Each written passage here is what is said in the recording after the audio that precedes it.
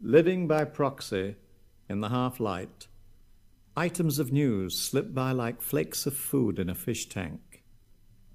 Between the unseating of a royal jockey and the bland insincerities of talking heads, we see, for an instant, the awkward dead heaped carelessly at the corner of a street like brushwood piled for burning.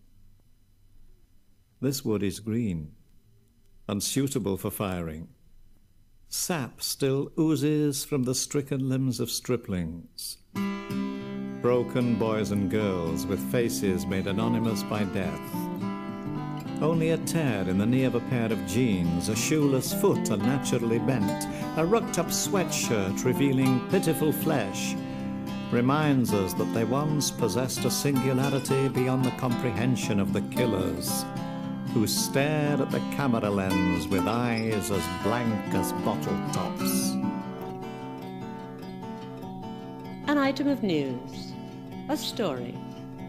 It's not a long story unless you had to live it yourself, but it began many times with gold, or maybe with coffee, that grain of gold that convinced 14 families that the country belonged to them. But gold, coffee, tea, sugar, tobacco, oil, any appropriation, as war is sometimes called. In Scotland, it was pasturage for sheep.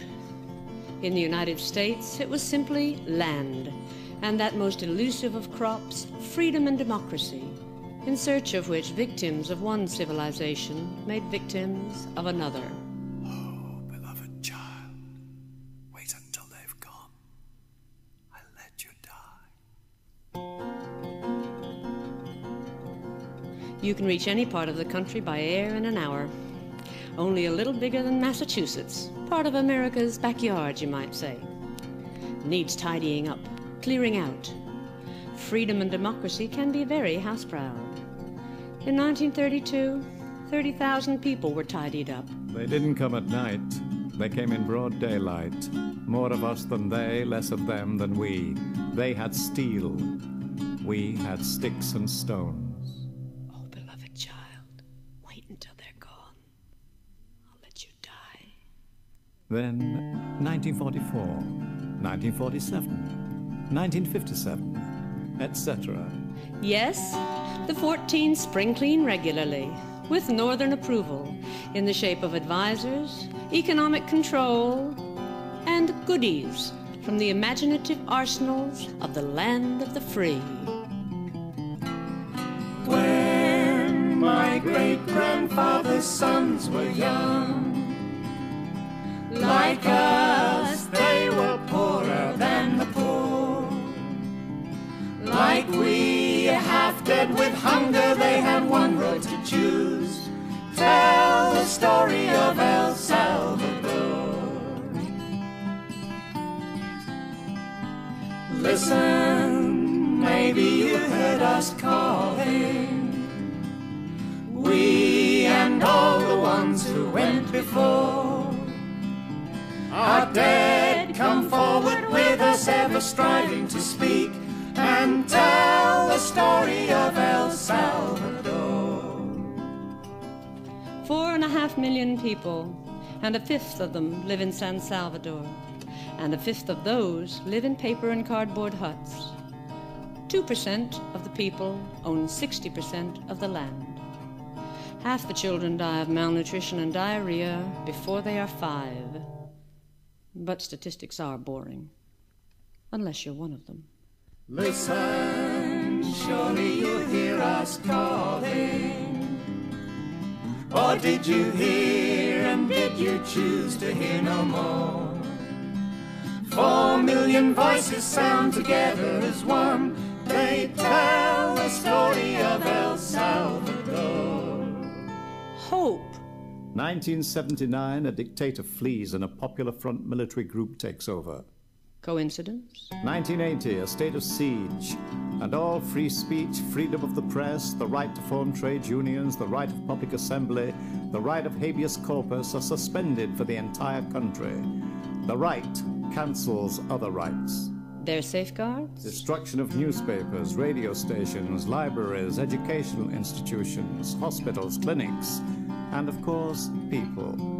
collaborate, disappear, or 100, then 1,000, then 1,000,000. And each of them knows what they're fighting for. Peasants join the workers and an army is formed. Tell the story of El Salvador. one gun among three. The innocents face the enemy. oh beloved child, wait until they're gone. It's what they call logistical support. It really starts with us. We can be against such adventures, but our taxes can be for them. They pay for the new military command at Key West, the rapid deployment forces, the heavy artillery, the mortars, airplanes, the Huey helicopters. Thus the land is freed of its occupants. Those who are caught are freed more slowly. Torture is routine and inventive. We fighters move with all our people around us. Young and old remind us what we're fighting for. Pharaoh's sons cannot defeat us though they surround us. Tell the story of El Salvador. 50% illiteracy. Maybe they won't know how to fight a modern war. Vietnam is just a fluke. Can't even speak English. I cannot read, yet I know of Vietnam. I know this has all been done before. I cannot write, yet with my life proclaim my hope and my love. Tell the story of El Salvador. Are these men Pharaoh has sent against us? They take our lives, our land, and still they crave for more. They even fire in the dark at babies crying for food. Tell the story of El Salvador. The rebels overestimate the humanity of the enemy. An old man crouched behind a tree trunk, trying to escape the machine gun fire. He whispered to the American journalist, "Isn't it too bad Reagan isn't here? Wouldn't he be sad too if he saw this? Will you tell him about it?" The agrarian reform, designed and directed by who? The soldiers come and take the land. Arms for the junta, provided by who? 40,000 people murdered and only 200 people brought to trial. Training camps in Guatemala and Honduras, run by who? Our boys and girls are fighters now. Who? Who? She was 9.